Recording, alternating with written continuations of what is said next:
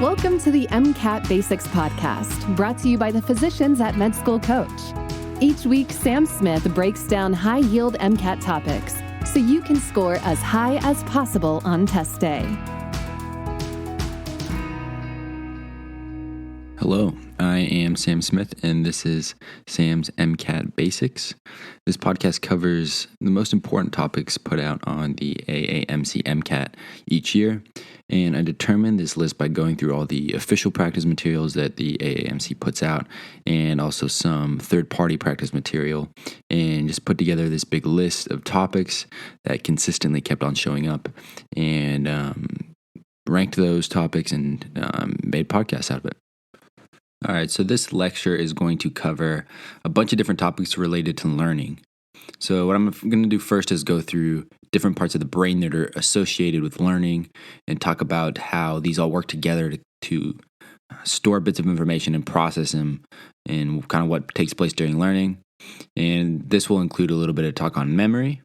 And then I'm going to talk about different types of learning in terms of latent learning, observational learning, which are types of non-associative learning.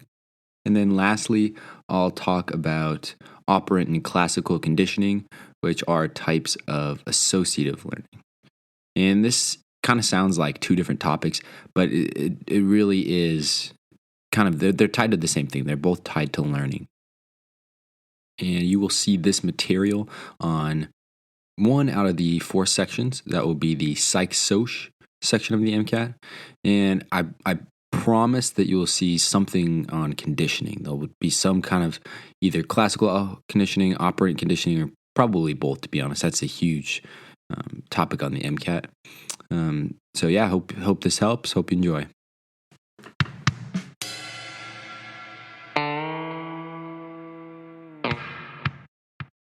So psychologists often define learning as a relatively permanent change in behavior as a result of some experiment.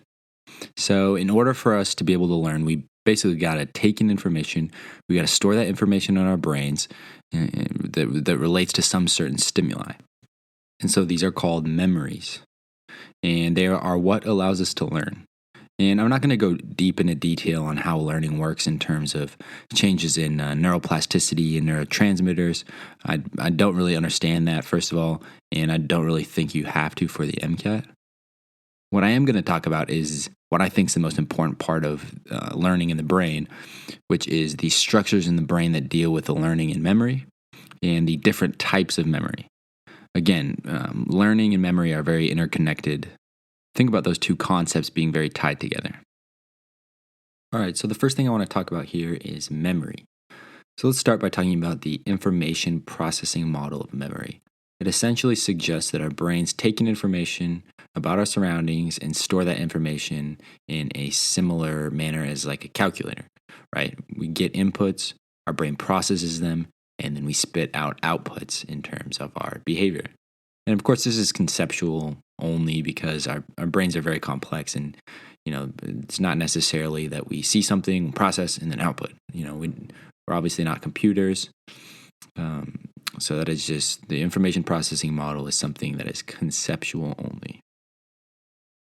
So there are a few different types of memory to know. The first is sensory memory, and this is the shortest term element of memory. It's the ability to retain impressions of sensory information after the original stimuli has ended. So it kind of acts as a buffer for the stimuli received through the 5 senses, and those are sight, hearing, smell, taste, and touch, which are retained very accurately, but for a very brief period of time. And there are a few different types of sensory memory. So there's echoic, which is auditory stimuli, and this lasts for about 3 seconds. And then you have iconic, which is visual stimuli, and this is less than the echoic. It only lasts for about half a second. And then we have haptic, which is touch memory. And so just a quick aside, why do you think it is that the smell of grandma's pumpkin pie elicits such a strong emotion? Well, one theory says that the smells get routed through our olfactory bulb which is the region of the brain that deals with analyzing smells. And this is very closely connected to the amygdala and hippocampus, which I'm going to talk about in a bit. But just know that those regulate memory and emotion. So the theory there is that because the olfactory bulb is so close to the amygdala, that when you stimulate that olfactory bulb, you are also somehow partially stimulating the amygdala, which is why you get kind of an emotional response to the smell of, grandma's pumpkin pie. All right, the next type of memory I want to talk about is called working memory. And in working memory, you can keep 7 plus or minus 2 pieces of information stored at a time. And you really want to memorize the 7 plus or minus 2. You might see that at some point. And working memory is basically what allows you to do mental math. So think about this as being able to keep 7 bits of information in your brain at once and being able to manipulate them, add, subtract, do whatever you need to do, and then put out some output. And just another quick aside about working memory is that you might be thinking about taking an Adderall before the MCAT. It might sound like an attractive idea. However, it has been shown that Adderall actually impairs working memory and therefore does not necessarily improve test performance. It's good for studying though, right? It improves your attention to the materials. It improves how long you can go between breaks. That's all great. So, Adderall, good for studying, but bad for performance. Basically, the opposite of Viagra. And often you will hear short-term memory substituted in for working memory. That's not correct. So short-term memory is where information is stored by the working memory. So short-term memory is essentially the vessel by which the working memory operates. It's kind of like Microsoft is to a blank computer. Again, working memory describes the process by which you modulate these different bits of information within the short-term memory. So let's talk next about long-term memory. And long-term memory is a place where information is stored long-term. And this is for more than just a few minutes. There are a few different types of long-term memory that you should know for the MCAT. These are broken down into explicit memory and implicit memory. Explicit or declarative memory are memories that you can consciously recall from the long-term memory. And then implicit memories in the long-term memory are memories that are unconsciously recalled. And so for an example, explicit memories are memories of trips to certain places. Let's say you went to the Bahamas in 5th grade and you remember how great the beach was. Implicit memories, on the other hand, are things like riding a bike or running, things that you don't have to consciously think about what you're doing while you're doing it. And explicit and implicit can be broken down even further. So explicit memories can be broken down into declarative memory, which are facts and events, and declarative memory can be further broken down into episodic and semantic memories. Episodic memories are events from the past. So again, remember your trip to the Bahamas. And semantic memories are knowledge gained throughout life. So you can remember, what you're doing right now, what you're studying. That's knowledge gained throughout your life. Memorizing the amino acid structures, stuff like that. That is semantic memory. Episodic memory, on the other hand, is events. It's pretty easy to remember, right? Episodic, episode. You can kind of remember it that way. Episodes throughout your life. On the other hand, you have implicit memory, and there's 2 different types of implicit memory to know. There's procedural memory, and this is things like riding your bike, driving your car, procedures that you can remember unconsciously. And then there's also priming. So priming is the exposure to a stimulus that influences response to a later stimulus. So an example from my life is loud TV commercials. So first of all, loud TV commercials are really annoying and obnoxious. And I think there was one for State Farm, I believe. Nonetheless, so I'm watching TV, all of a sudden the commercials come on, it gets super loud. I get kind of pissed off, and it's a State Farm. For whatever reason, every time it's a State Farm commercial. So now, anytime I'm walking around in real life, I see State Farm, I get a little bit pissed off inside. And so you can think of that as a priming stimulus, right? That stimulus now causes me to act or get annoyed when I see the State Farm in real life. So, loud TV commercials primed me to have an annoyed response each time I saw a State Farm advertisement anywhere else in my life. All right, to briefly summarize, memory breaks down into two main categories. That's explicit and implicit. Explicit are conscious memories, implicit are unconscious. And then explicit breaks down further into episodic memory, which is based on episodes from your past life or from this life, just episodes in the past. And also semantic memories, which are knowledge gained through life. And together, episodic and semantic memory are known as declarative memory. And then implicit further breaks down into procedural memory and priming memory. All right, now that I've covered the different types of memory, let's get into a few different brain structures involved in learning and memory.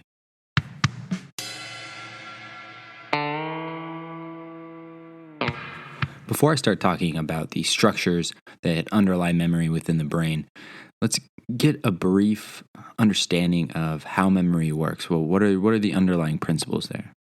So there are three main principles of memory.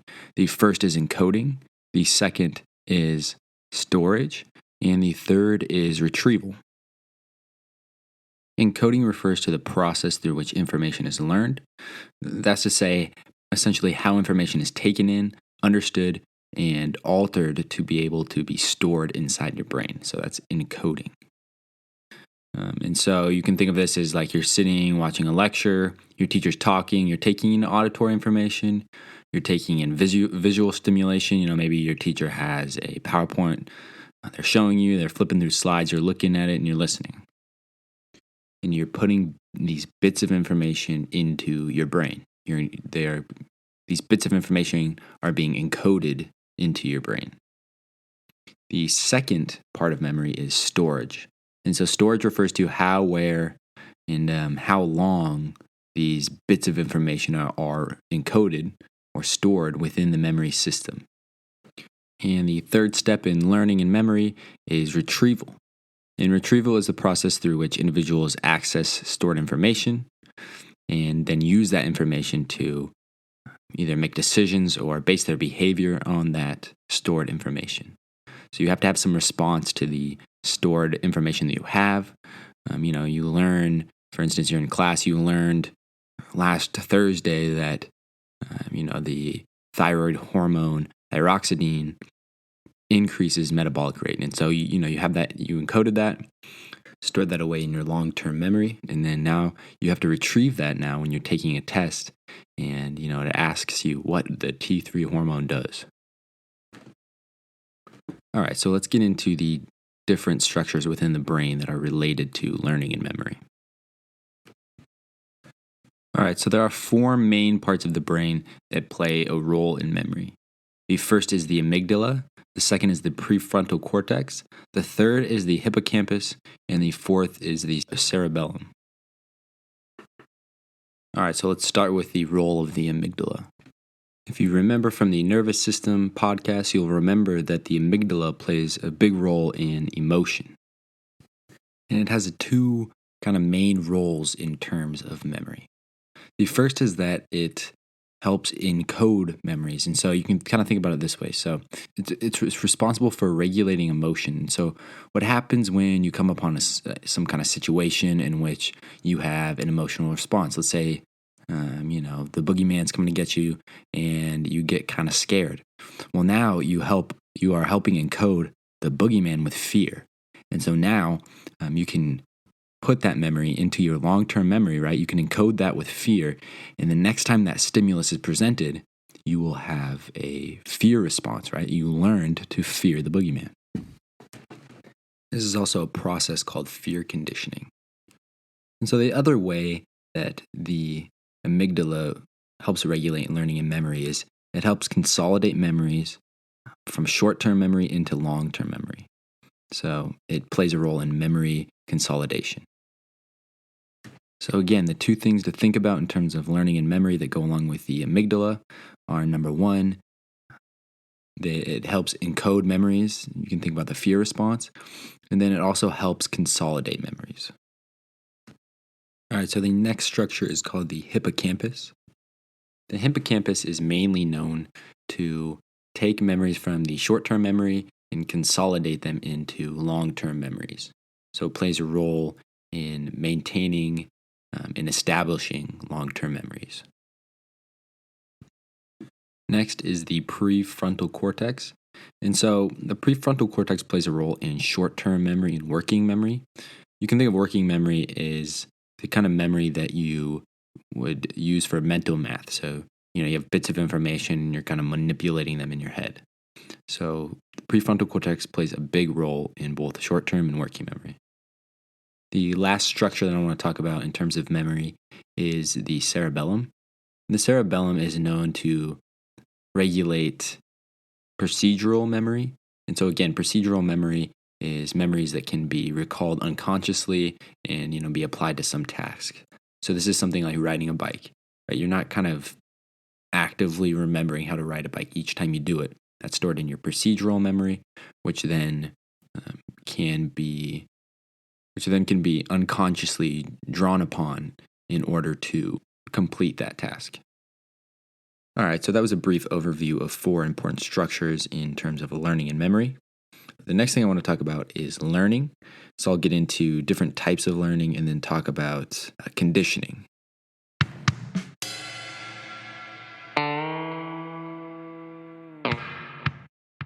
So there are 3 types of learning I want to talk about. The first is latent learning, then observational learning, and then conditioning. So I'm going to go get deep into the weeds on conditioning. I'll kind of briefly touch on the first 2. So latent learning is a form of learning that is not immediately expressed in an overt response. So it essentially, this learning occurs without any reinforcement of the behavior or association. And so the classic example is that you take a mouse, you carry it through a maze a few times, and then you put that mouse into the maze and you put cheese or some other stimuli at the end of the maze, and the mouse will actually complete that maze faster than a mouse who was not carried through the maze. In other words, that mouse learned how to go through that maze without actually doing it, right? They observed how to go through the maze, how to get to the other side, and then they applied that learning. And it's important here that I mentioned that you do this unconsciously, right? The mouse wasn't thinking, oh, hey, they're going to put me in here with cheese and I'm going to be able to get here faster, right? The mouse is just chilling and kind of looking around and observing. They are not actively trying to learn. The next type of learning is called observational learning. And this is learning by watching. And this applies more to social learning, right? You watch your friend do behavior X and then you do behavior X.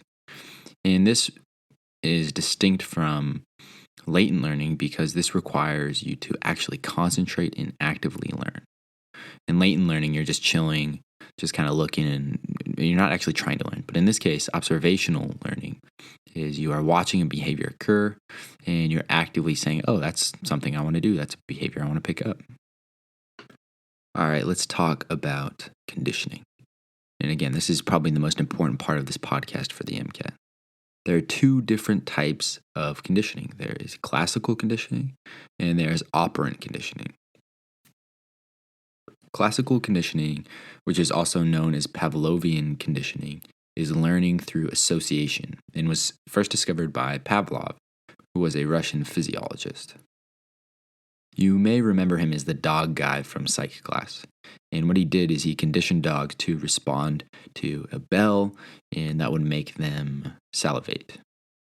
And so classical conditioning involves learning to associate an unconditioned stimulus that already brings about some response, and this is called an unconditioned response, with a new conditioned stimulus that brings about that same response.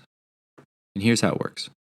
So first you start with a stimulus that produces some sort of response. Let's take the following example. When you smell pizza, you automatically get hungry and your mouth waters, right? So in this case, the stimulus is the pizza and the response is your mouth waters. So this is the unconditioned stimulus, which is pizza, and the unconditioned response, which is your mouth waters. Now let's take that unconditioned stimulus, an unconditioned response, and pair it with a conditioned stimulus. So let's say this is you receiving a text, and your iPhone makes that little ding noise. This noise by itself is a neutral stimulus, i.e., it doesn't produce a response just by itself. But let's just say you eat so much pizza that the only texts you get are the text to tell you that your pizza's here. Hey, your pizza's here. Now, eventually, it gets to a point where each time you hear, your mouth starts watering because you know that your pizza's getting here. Now, let's say that for all of a sudden, it's spring break. Spring break. And you decide to go on a little diet. So you tell yourself, I'm not going to eat any more pizza. I'm going to lose a few pounds, whatever. But now you get a text and it's from your mom. However, immediately after you get that text, your mouth waters, right? Because you still have that connection that connects that text message to pizza. And eventually, though, this keeps happening. You start to realize that, okay, this noise doesn't necessarily mean that there's pizza. And so what happens is you get an extinction of the conditioned response. That response goes away. However, let's say that it's been a few days and you're like, shit, I'm giving this up. I don't, my body's fine for spring break. I don't need to go on this diet anymore. And so you order pizza. And of course you hear the, hey, your pizza's here. And this time, of course, your pizza is actually there. And what happens is you have a spontaneous recovery of the conditioned behavior. Maybe after one or two of these pizzas you order, the mouth-watering effect of your text message tone comes back. And so that's important to note, is that a lot of times you'll have a spontaneous recovery of the conditioned behavior. So let's quickly go over these terms again, just so you really have them drilled down.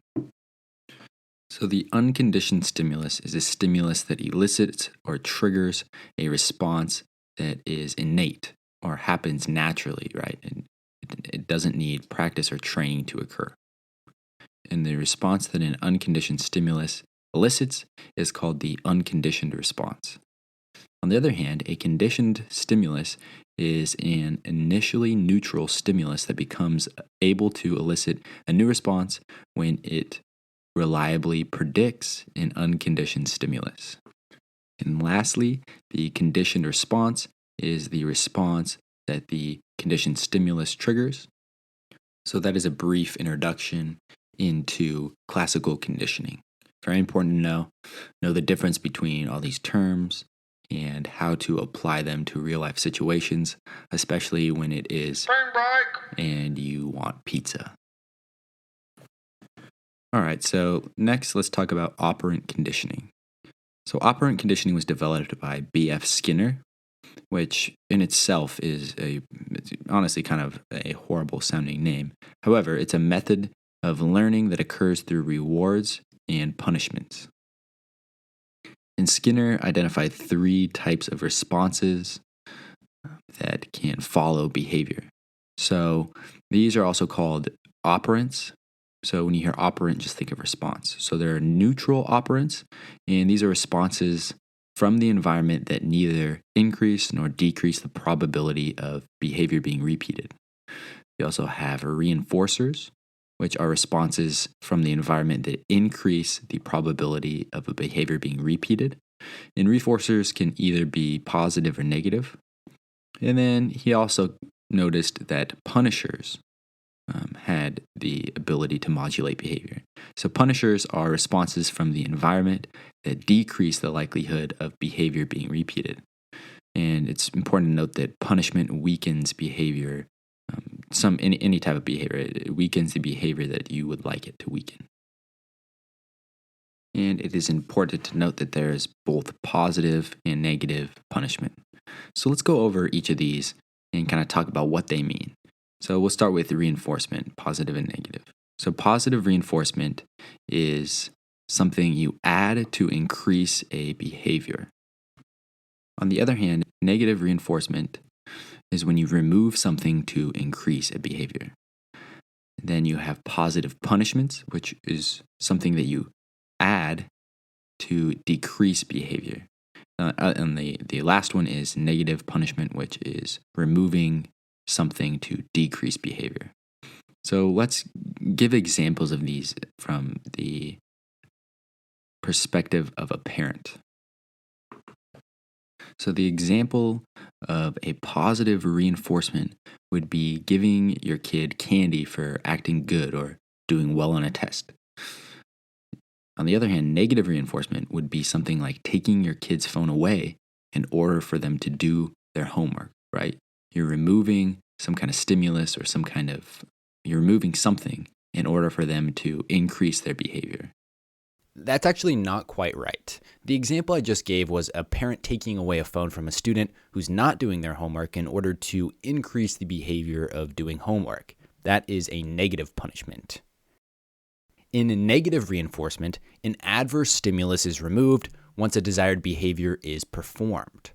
So for negative reinforcement, instead of the example I gave, consider the following scenario. A parent plays annoying music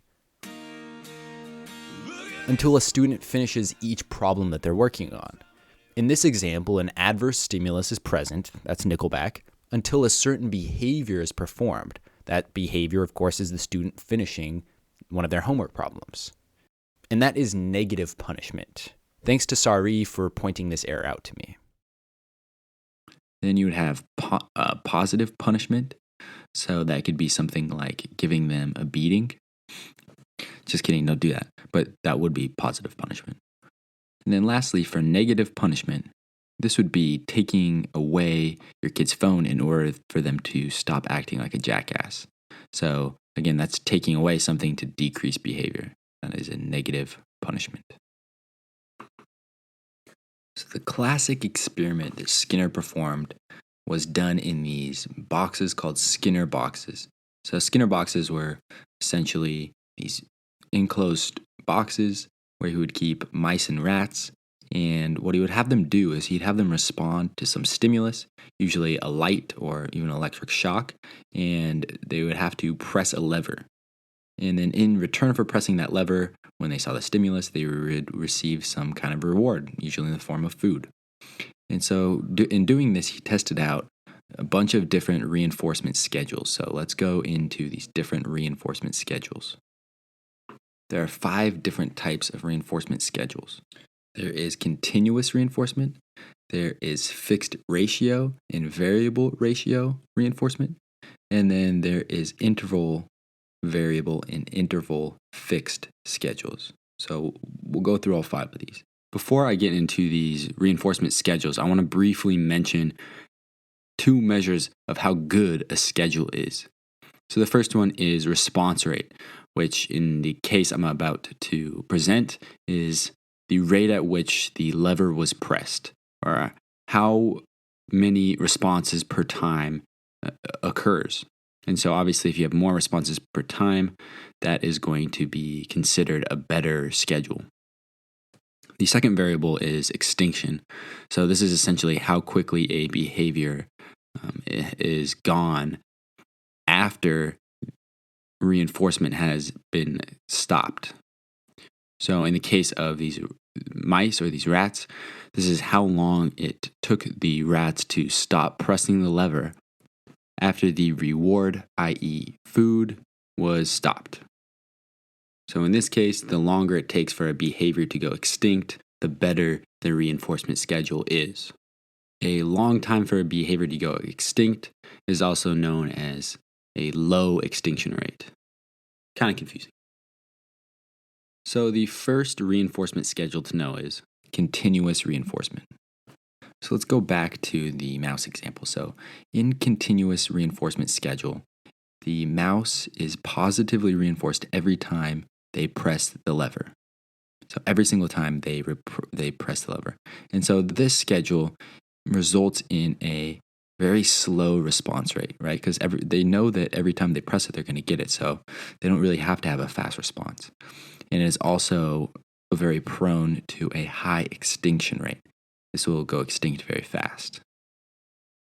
The next type of schedule of reinforcement I want to talk about is called a fixed ratio reinforcement. So this is when behavior is reinforced only after the behavior occurs a specific number of times. So for example, let's say you are given one treat for every fifth push down of the lever. And so in this case, the response rate is typically fast. They'll go and hit the button a bunch of times, and then they'll get that treat. And the extinction rate is about medium. So this can go extinct and not quite as easily as the continuous reinforcement. The next schedule is called fixed interval reinforcement. And so this is when one reinforcement is given after a fixed time interval, providing at least one correct response has been made. So this is essentially that the mouse gets one treat every 5 minutes, regardless of how many times they hit that lever. And of course, they have to hit it once, but that's it. And so this has a medium response rate and a medium extinction rate, meaning it's an okay reinforcement schedule. It's okay. The next type of reinforcement is called variable ratio reinforcement. So this is when behavior is reinforced after an unpredictable number of times. So this is when, it happens completely randomly. So say the mouse hits it 3 times one time and then they get a treat. The next time the mouse is going to hit it 18 times. So it's completely random in how many of times you need to hit that lever in order to get a treat back. And this works the best in terms of response rate and extinction rate. It has a very fast response rate and a very low or slow extinction rate. It's very hard to extinguish because of its unpredictability. And the last schedule is called a variable interval schedule of reinforcement. And this essentially says that provided that one correct response has been made, reinforcement is given after an unpredicted amount of time. So, this is the example that provided that the mouse have hit the lever at least once, that they'll be given a treat every X amount of time, right? And X changes through time. So at random time intervals, they're given these treats if they hit the lever at least once. So you can think about it this way. Ratio refers to the reinforcement itself and when it's given. And interval refers to time. So that's time between being given a reinforcement.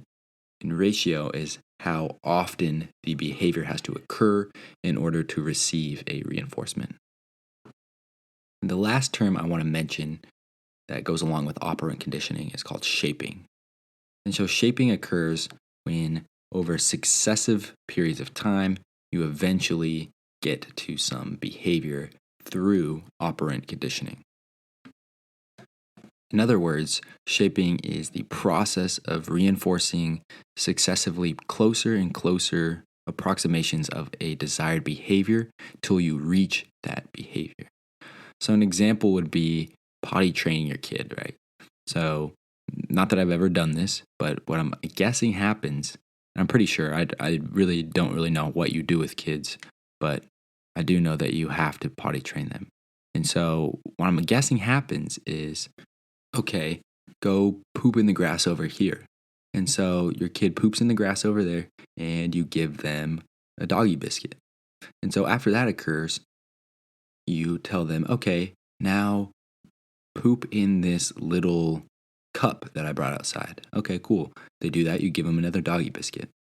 And then eventually what happens is next time maybe you take one of those little portable kid toilets outside and you say, okay, now let's poop in this. And they do, and they get all excited. You give them a high five, whatever. Now, the next time you say, all right, let's try this inside on your little training toilet. And they'll say, okay, let's do it. And then they do it. And then eventually what happens is you get closer and closer and closer to them going to the bathroom on the actual porcelain toilet inside. And eventually you get there through shaping and through reinforcement of these little behaviors that get you closer and closer and closer to that end behavior. All right, and so that wraps up operant conditioning. And so what you really need to know essentially here is how to recognize what is a positive and negative reinforcement, and then also a positive and negative punishment, and also be able to identify different schedules of reinforcement. And those are really the two big things, okay? So know how to do that. Know what you're likely going to see is they'll give you some passage and say, what kind of reinforcement was given in this? Was it a positive reinforcement? Was it a negative reinforcement? Was it some kind of punishment? So you really need to be able to identify those in passages, in questions when you're asked.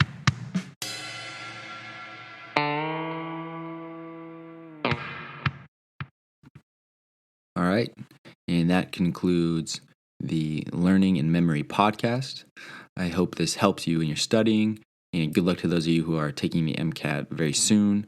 I know we're getting close to that season, so good luck if you are. If you like the podcast, go ahead, give it a review, like it, whatever you got to do. I appreciate you listening, and I hope you listen to the next one.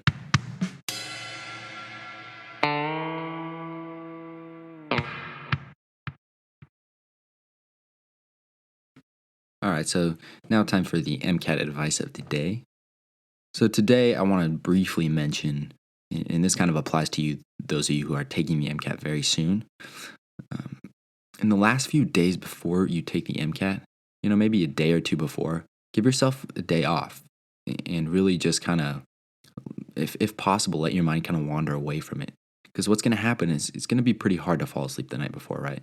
At least it was for me, because I was pretty pumped, I was pretty psyched, I was ready to take it and get it over with.